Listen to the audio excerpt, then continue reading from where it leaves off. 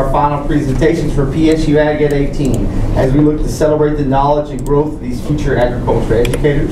We have 3 essential questions that I have no doubt that Halee will do a great job of being able to answer. I apologize to our online audience and our face-to-face audience for being a little bit behind schedule this morning, but we're going to have a great presentation here, and I'm sure it's going to work out fine. So, without further ado, remember that we will be asking questions from the audiences, so be thinking as you watch. But I'm excited to present to you Ms. Halee Wasson as she talks about her journey to be prepared to student teach with Roy Campbell at Gary High School. Halee? Thank you for the introduction, Dr. Foster. So good morning, everyone. Thank you all for coming. I know that you all have finals this week, and it might be a crazy, hectic week for your scheduling. So I just want to take this time to thank you and give my sincere appreciation for you being here this morning. So as you can see, if you have my handout, the front of it says growing roots in agriculture education, and I feel like that is the theme that I'm putting this presentation under. But to begin with the theme, I want to present to you the roots of my journey so far, and I feel like that is done very well by showing you the branches of each individuals or individuals who have impacted me so far. So if I list a branch and you feel like you fall under that branch, can you stand up? So first, I would like to recognize my family. You can sit down. All right, next I would like to recognize my DTS family. Thank you. And lastly, my ag education family, which it's pretty much all of you. So again, thank you for being here, and thank you for allowing me to expand my roots and being a part of that root system that's been my support this whole entire time. I know I don't exactly know all of you very well, but I know that we have gotten to have some great conversations so far. All right, as Dr. Foster explained, I will be answering 3 questions for you today, and those 3 questions are right here on the board and also over here on the wall. So it says, who do I aspire to be as an educator, as well as what opportunities have I engaged in to become a better agriculture educator, and lastly, how am I prepared to maximize my student teaching internship? So basically, we're going to start from the beginning of my branches and go all the way down and expand it into how I am going to be deeply rooted into this student teaching internship. All right, so first it says, who do I aspire to be as a teacher? I think personally this goes into my philosophy statement, and if you open your packet you will see that there is a written philosophy. I chose to keep the written because I felt that there was too much to explain to throw into an infograph. But really the biggest thing that I pulled from that philosophy is I want to create collaboration through experiential learning based in scientific research to build rigor and ensure students are learning in a classroom and outside of the classroom. And how I see this ideally happening is really implementing that agricultural 3-circle model, which is your FFA, SAE, and classroom instruction. And that all is centered around the student. And to center that around the student, we have those opportunities of growth and collaboration in the classroom for students to get comfortable and really bounce ideas off of each other to create that collaboration and growth. Which brings me to my model program. So as I said, I want to create that rigor, and I believe that to build rigor, you have to build upon concepts to keep the students thinking. So you always start with your base. That's like your tree trunk.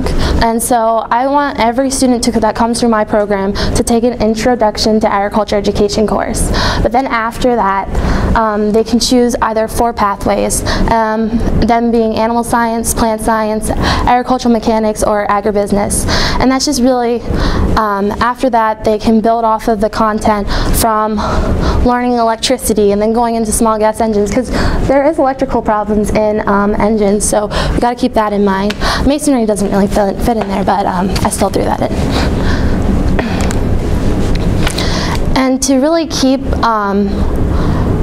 with the creating the classroom setting and my ideal program, I really think I have to start thinking about the classroom management first. And Ideally, they always say that the best classroom management technique is an engaging lesson.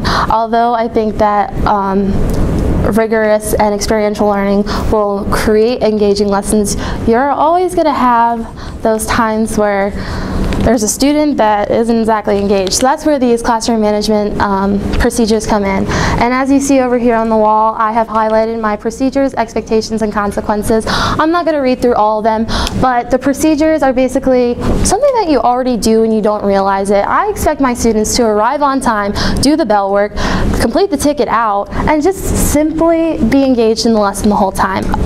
And then the expectations, that's also something that you should be well aware of while you're in the classroom, and that's just being prepared, be engaged, and be you.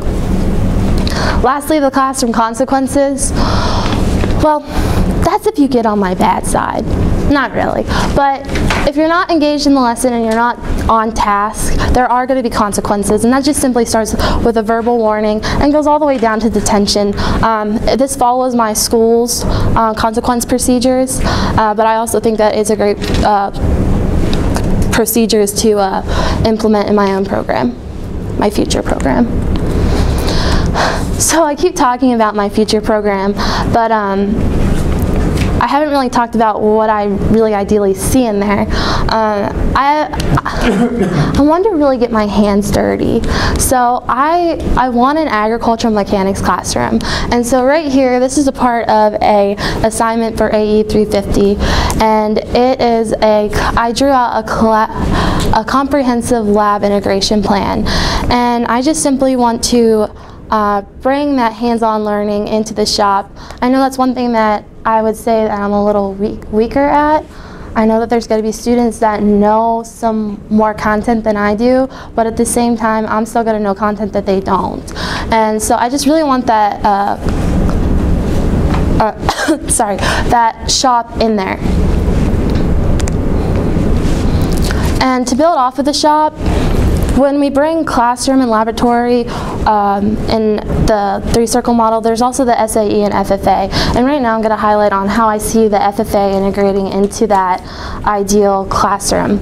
And really, I believe that the students can take what they learn in that ag mechanics classroom and implement it into an SAE, which is going to be their real life experience outside of the classroom.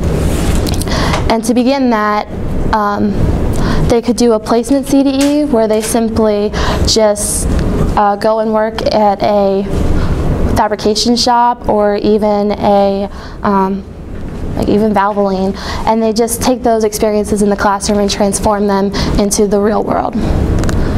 Next, FFA integration. Well, to me, the FFA is all about building your community, and I see students doing the FFA by testing their knowledge and community problem solving. And even if it's just if it's not problem solving, they're immersing themselves into FFA CDEs, which are career development events. And they can practice what they learned in the classroom and test it and be able to compete against others and see how well their content knowledge is. All right, and with any good classroom that has FFA, actually just an ag program in general, you want to recruit and retain those members. So I worked with Allison Balmer and Michaela Coleman, who are also two members of the Penn State 2018 student teaching cohort, and we created a recruitment video for our program, our ideal program. I won't show you all of it. As you can see, it's almost 3 minutes long, but I do want to show you a little snip of it.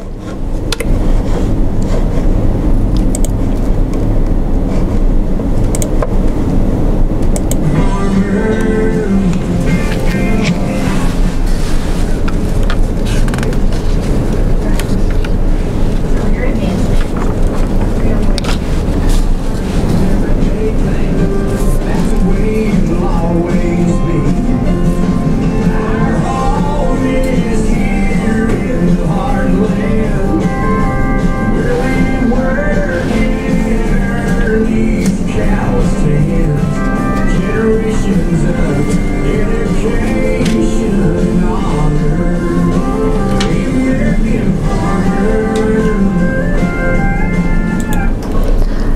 right, so that was a really short clip that I was going to show. I actually am just going to show you the end of it too. I'm sorry the volume's not working very well.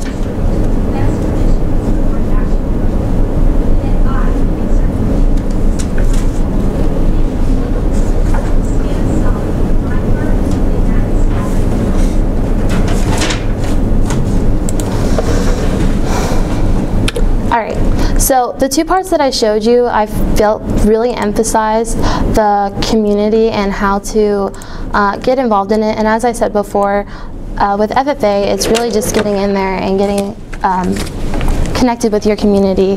And that last part, I know the volume wasn't very cooperative, but the last part, we had a current state officer actually a previous state officer, she stated the last part of the creed. And the creed at that part says that I can exert an influence in my home and community, which will stand solid for my part in that inspiring task. And so the inspiring task that I feel that these students are going to be a part of is just being a part of the agriculture education program and being able to take what they know and implement it into their communities and help them out and help them to grow. So that's exerting their influence, which brings me to my community-based unit of instruction. So while I'll be student teaching, I will actually have the opportunity to have a community issue, bring it to my students, and have that opportunity for them to give back. And this is, right now I'm in contact with an organization called Keystone, and they're an environmental organization in Westmoreland County, and they're looking for bluebird boxes. This is something that I thought was, easy, yet it really drew in the importance of helping out the community and the local environment. We're also speaking with a fair board member at the Dairy Township Fair, and they're very interested in us making a wool case display for their township fair. We haven't really worked out all the nooks and crannies yet for that, but hopefully I might be a part of that and still see another impact that my students can leave in that community as well. So we passed the first question. Now we're on to the second. And again, this is what opportunities have I engaged in to become a better agricultural educator? These are my favorite. So when we talk about what I've engaged in so far, I really think we really need to get down to the core content knowledge of what I am going to be taking with me that I can implement into my program. And that begins really with all my planning courses. I call them planning courses, but they're really my AU courses. But truly, they've helped me plan. I'm not a very good person at staying organized, and this is helping me a lot. So I started off with AU 311, and that's developing youth leadership. That's basically where I was able to create implementation guides to implement FFA and SAE into my ideal program. And so I look forward to taking that into my program and implementing those, as well as AE 412, which is the methods of teaching agriculture. And that's basically helping me plan for the classroom instruction. So drawing together that three-circle model of FFA, SAE, and classroom and laboratory instruction right there in those two classes. But the other two I highlighted are AE 413, which is the program planning and instructional development. And as I mentioned before, I came up with a comprehensive lab integration plan.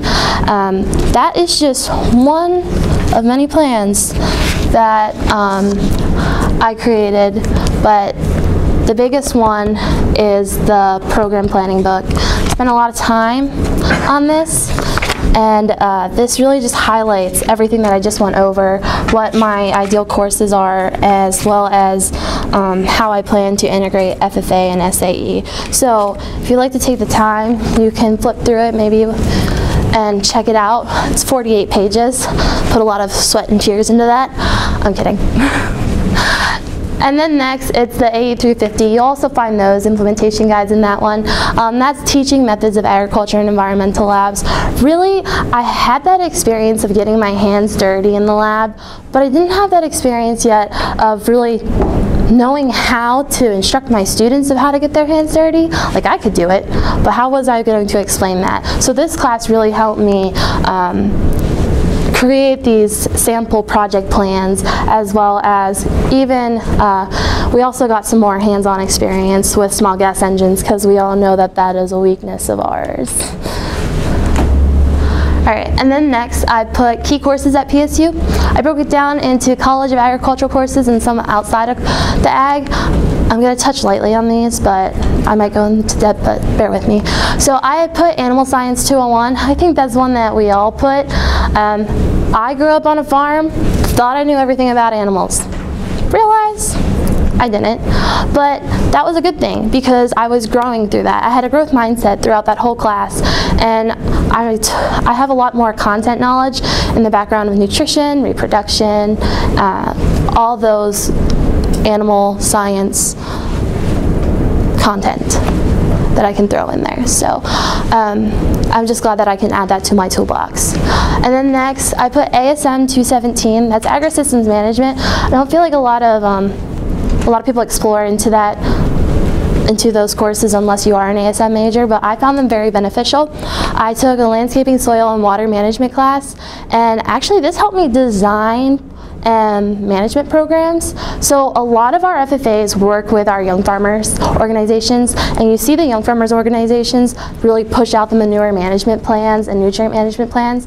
At least that's what my previous chapter did, and I know my current chapter that I will be working with helps out too. So I really hope to take some of those skills that I learned in drawing out those plans and take it into the classroom again to help me. Hort 150, so that's plants in human context. This is one of those lower level classes, but it was one that I really enjoyed, and I actually got the chance to be a TA for it. This actually helped me learn what it's like to reconstruct a whole course. That's actually why the teacher was very interested in me becoming a TA for this class, because he wanted help reconstructing it, and he thought that it would give me some experience, and it really did. So that really helped me get into the mindset of how do you add something, how do you take it out, seeing how that affects the grading scale and everything. All right, outside of the College of Ag, EdThep 115 and EdSeg, I'm going to combine those two together. They're in the College of Education, but they really get you thinking of how are you going to bring in and create an inclusive environment in your classroom. And I would really highlight EdThep 115 because this one is where we really dug deep into like socioeconomical status and like how you take those kids from the mindset of I didn't grow up in a rich family, I'm not going to go anywhere in life. It's how you can be that teacher that inspires them to do more and even pushes them to do better than what they were. I always say with a growth mindset, you tell students when they say they can't do something, you say yet, because everybody has the ability to do it. They just have to get in that growth mindset. And then lastly, workforce education 413. This is the vocational education for special needs learners. I really enjoyed that class. I worked a lot with special needs students whenever I was in high school, volunteered through the Special Olympics organizations. So it was really neat to see like how you can incorporate them into your classroom. And I plan to use a lot of that, a lot of what I learned if I have special needs learners in my future program, as well as current. Okay, next, something else that has prepared me is certifications. So you see that whole list. I'm not going to bother to read through all of them, but you can see that I've acquired a few certifications throughout my time here at Penn State, and I'm really just going to highlight two of them, just because I feel like I can use them in my program. The National Safe Tractor and Machinery Operation Program Community Instructor, that I can definitely get students certified in myself if they go through that, as well as this. And then I want to highlight Serve Safe food handlers because a lot of our FFA organizations do fundraisers, and sometimes it's like chicken barbecues and stuff that requires food and food handling. So I just want to make sure that I'm prepared for that and that my students are able to prepare the food and handle it themselves. I would do the CMX AI, but I think that's self-explanatory. We all learned about a reproductive tract one time in our life. All right, so next is professional development. As you may have heard from other student teachers, we all got the opportunity to attend PAAE and NAAE. PAAE is the Pennsylvania Association of Agricultural Educators, and NAAE is the National Association of Agricultural Educators. And so in at both of those conferences, I was able to immerse myself into workshops where I gained perspectives on inclusion in the classroom of diverse learners, as well as I also got to collaborate with my future colleagues. I call them my future colleagues because I don't know where I'm going to end up when I leave here, I guess. And so if it's in Pennsylvania, that's great. I got to meet a lot of teachers through PAAE. But if I'm not in Pennsylvania, I still made a lot of connections at NAAE that I feel like I could probably utilize. And lastly, I also put National FFA Convention. Whether we know it or not, our teachers probably were attending workshops when they were at National Convention. I didn't know those existed until I went this year. And so I took advantage of those and I went into the art of grant writing because that is actually something that I will be doing in the spring. I'm going to be helping my teacher write out a service of learning grant through the National FFA organization. And lastly, we're going to highlight on my experiences. As I said, I grew up on a farm. A little bit about that farm. It is a dairy farm, but we're not that big in dairy. We're larger in ag tourism. So as you can see up here in the right-hand corner, there's me talking to a few elementary students. And so that's really what started my passion in agriculture education, I would say. Now I know those are little ones that I was talking to, but we saw a diverse amount of age at our farm, and every chance I got to talk to them about the dairy industry or the agricultural industry in general, I shared with them. Next, it was Pennsylvania Dairy Princess. That's self-explanatory, I feel. I served as the voice for the Pennsylvania dairy industry for a whole year, and I got to share with students in Harrisburg as well as adult industry members all across the state. And lastly, the Northeast Agri Solutions Force. I am currently communications and marketing intern. So I get to communicate with all the farmers, tell them about the products that we have in our company, and share a little bit about how that can benefit their farm. And so I like that aspect there because I saw a diverse amount of people that I could educate as far as young to older. All right, so lastly, we're there to the last one. How am I prepared to maximize my student teaching internship? So as Dr. Foster shared, I will be student teaching at Dairy Area High School, and I will be under the watchful eye of veteran agriculture educators, Mr. Roy Campbell and Mrs. Carly Ripple. One thing I love about these two, as you may see, they are a little different there's a little bit of an age difference. So one has a lot of experience and one is, I wouldn't say really new, but she's fairly new to the classroom. So this is going to bring a great perspective for me of what it's like when I listen to these two. So there's this, when I talk about the evaluation of my cooperating center, I visited a lot. We were required 4 times, but I think I was probably there over 10 times this summer and this fall. But while I was there, I took note of some things, and I took note of the strengths and some weaknesses. Honestly, this program is a great program, and there are fantastic teachers here. So it's really hard for me to pull out a weakness. So I'm really going to do the strengths. But the strengths are certification. These teachers are all about that growth mindset. They go to case workshops, and they're certified in case, as well as they have multiple certifications under the belt. So their toolbox is full, and I can't wait to kind of dig into it and see what they can teach me. Then we go to support and special services. I really wanted to highlight this one because we technically have a built-in aid into the program. As you may have saw in this previous slide, this is a whole building to itself alone for agriculture education at Dairy Area High School. So we actually get the presence of Mrs. Campbell, and she serves as the aide, so she's constantly there. This is nice because we don't have different aides switching in between, and she knows the students very well, as well as the teaching,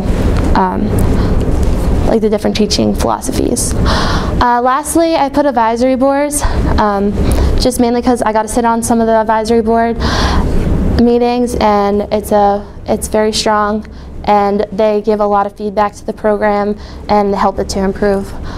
I would say weakness is marketing, but I'm not saying to the community, I'm saying more inside the school. As I showed you, it is a separate building. So I feel like it's a little difficult to get our message out of what we're doing in that building to the rest of the school. So I feel like that's something that I really want to try to work on, or like give suggestions about, so that we can get more students into the program. While I will be there, so I might get the chance to teach some marketing, but if you turn to the back page of my packet, I have the units of instruction highlighted. So I'll be there for 15 weeks, and I have 15 units. So I will be teaching a variety of courses, some case, which is in animal science, and some in AFNR, which is agricultural fundamentals. And then I get to teach a ag construction, small animal, and career leadership class, as well as a greenhouse production. And if you've ever been there, they have a very large greenhouse. So we're going to test my knowledge and experience with the greenhouse, because I'm not really a plant girl, I am an animal girl. But that's something that I hope to grow in while I'm there. So we evaluated the program. How about we evaluate myself? I just said there was a weakness with the horticulture, but I would say that I do have strengths as well as other weaknesses. And my strengths, I would say, is I try to be a perfectionist, I should say. But I say perfectionism is my enemy, because it makes me spend a lot more time on things than I probably should. So my time management needs a little bit of revamping. As well, another strength is building rapport. I feel like I can instantly build a relationship with the student just by getting to know them. I try to make that connection to a previous life experience that I might have had, to get them to feel more comfortable around me. As well as I'm passionate about the agricultural industry. But because I'm passionate, I tend to talk fast and talk about a lot. So I put weakness in there for check for understanding, because sometimes I'm talking too fast and I talk about a lot, and my students get lost. I've noticed that whenever I've been micro-teaching, as well as doing laboratory experiences in 412. So that was a little bit about me. I know that my cohort is here, as well as the university supervisors. I look forward to growing further into my agriculture education journey, and I know that they're always going to be the support and backbone to help me through it. And so I hope that we can improve those weaknesses and build upon those strengths throughout my time at Dairy Area High School. Are there any questions? Awesome. Let's show our appreciation for Halee. As per our protocol, we will be rotating between the live audience, the online audience, and the teacher education panel for questions. Is there a question from the audience? Yes? What do you want your students to come away with from having you as their teacher? One thing.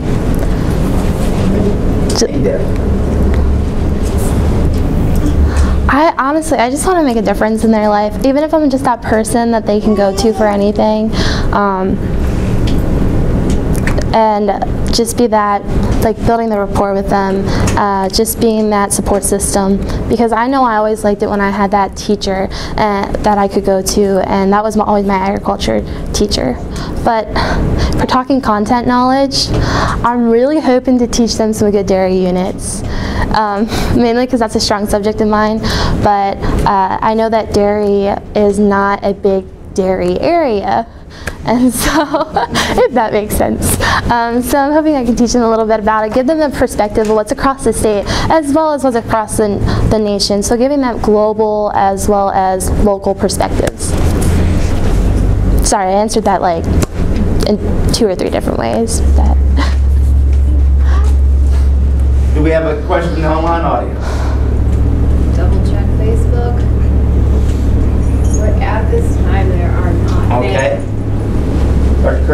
Dr. Curry.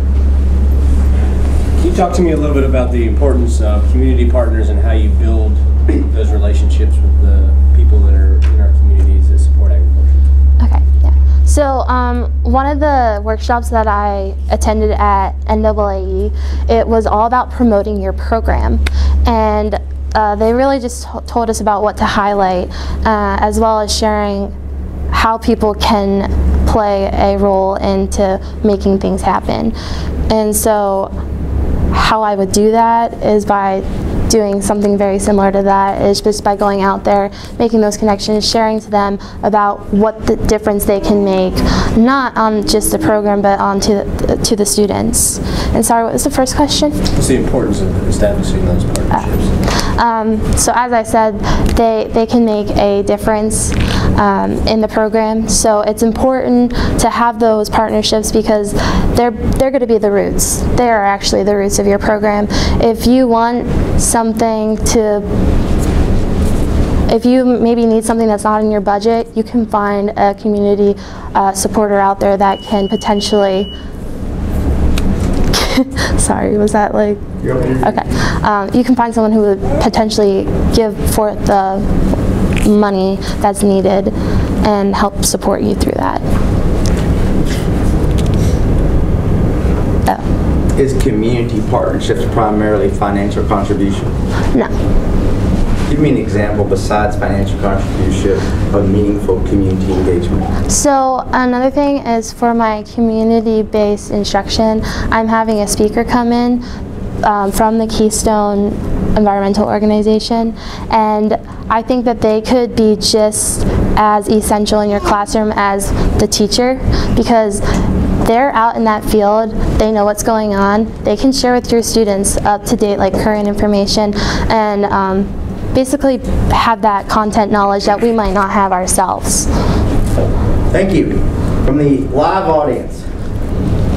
If you're alive out there. I'm kidding. Questions?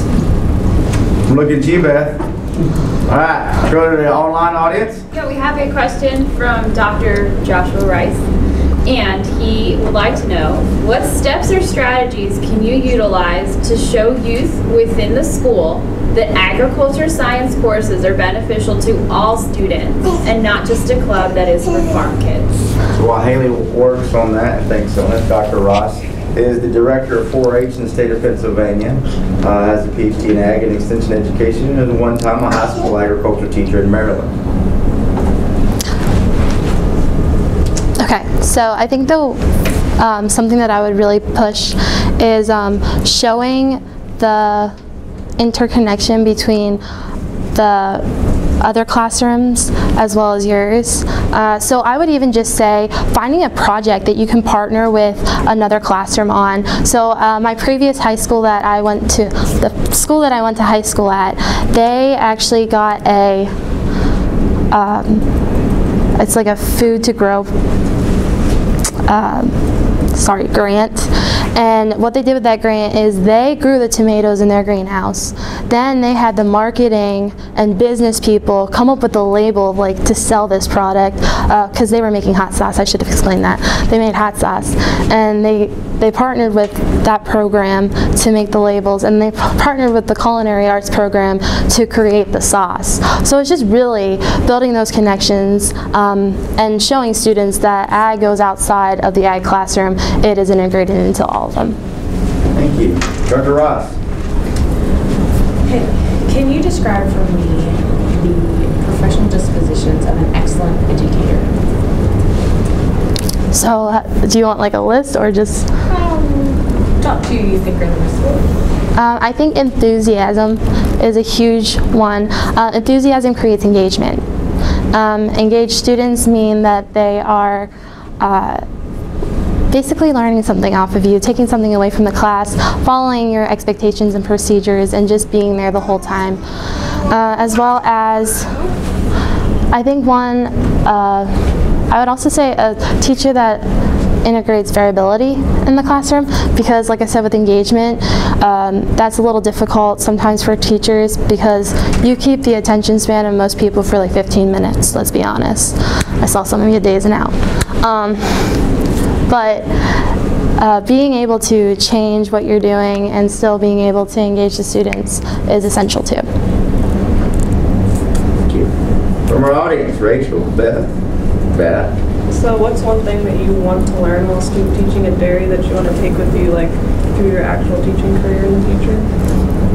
Good question, Beth. So if some of you don't know, Beth attended Derry Area High School.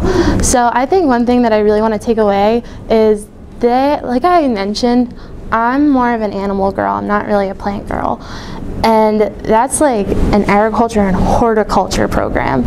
So I really want to take away just getting to know the plants systems and being able to incorporate that in my future program. I might not have as large of a greenhouses as they do. They have like 3 greenhouses, but even just like knowing how to manage one greenhouse. Because I would love to get all of that in there. As I did show you, I had a plant science class in my ideal program.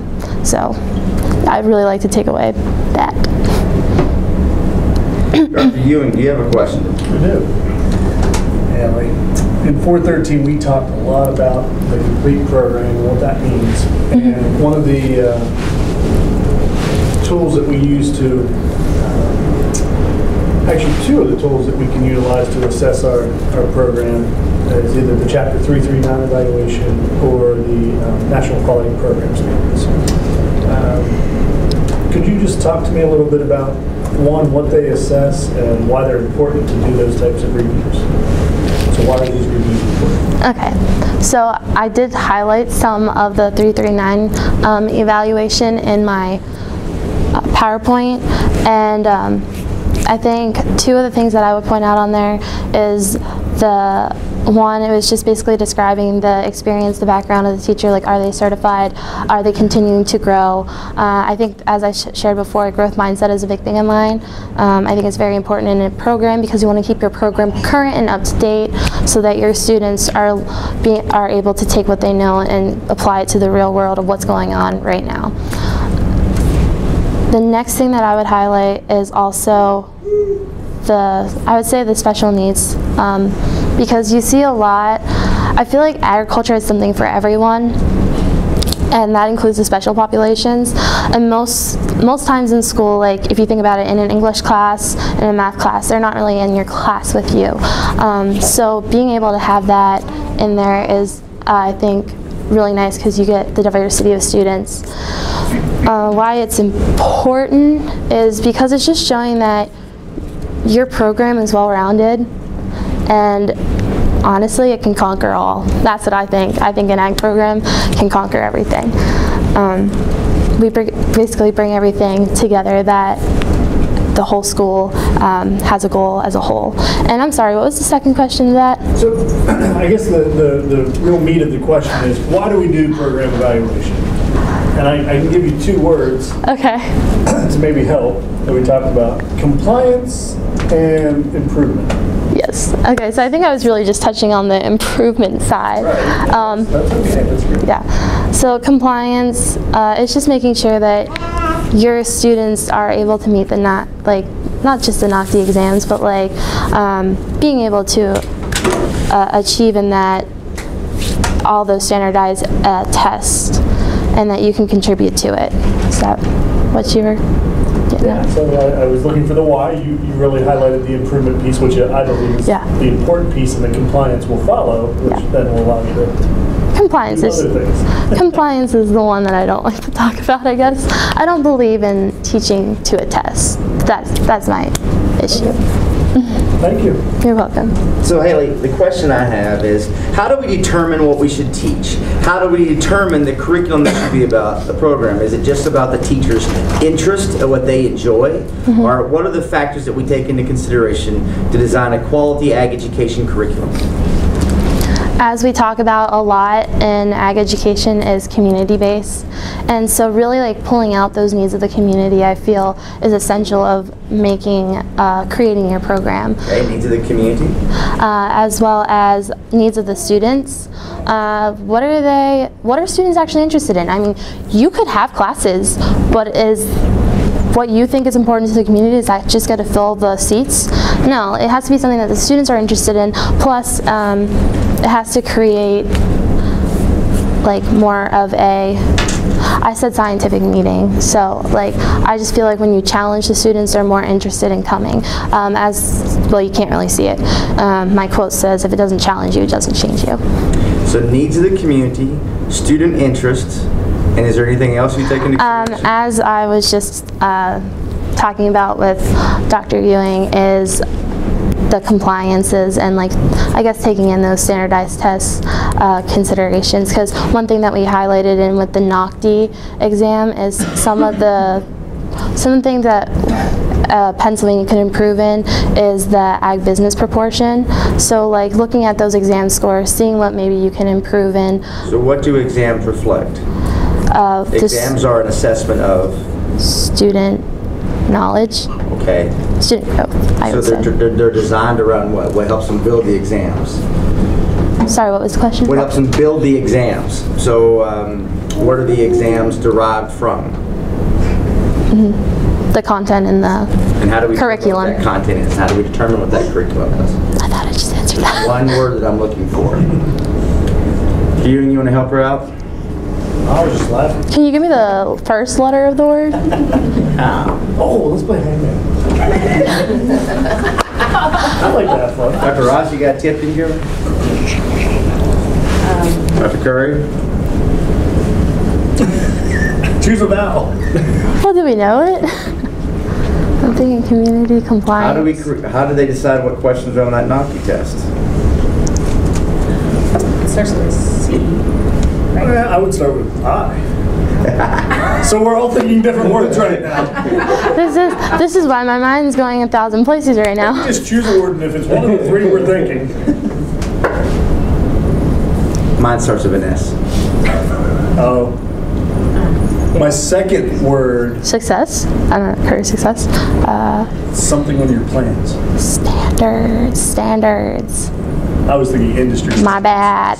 We were thinking the same thing. Competency standards. Competency. Indicators. Okay. And so when we design that curriculum, we think of the community needs, the student interest, and of course the curriculum standards that are set forth by industry that might be needed. So things to take into consideration when we talk about our interest and the interest and needs of our community and students as we design curriculum. I appreciate your time. Thank you all for coming in this celebration. Let's give a round of applause.